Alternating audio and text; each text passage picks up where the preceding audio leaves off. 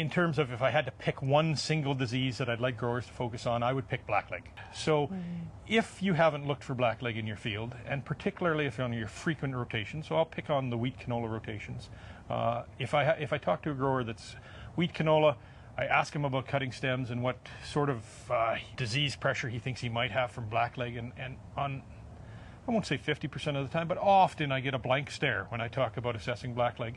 I will unilaterally recommend a blackleg seed treatment, because if in the middle of winter he's unaware of what his blackleg package is, my instinct is he probably needs better management than he's got. So there's a number of tools we can use against blackleg, but the first and foremost tool is to understand if it's there, if it's something that's robbing yield on your farm. So you get a lot of questions on growers that they're concerned about, how do I look for this? Where do I cut? Like how is this? And those are perfectly valid and good questions, but really what you need to do is simply cut a few stems. It would be rare for me to not cut a stem twice. I usually start half an inch lower than I think it should be, but you're aiming for that most solid piece of tissue between the stem and the root.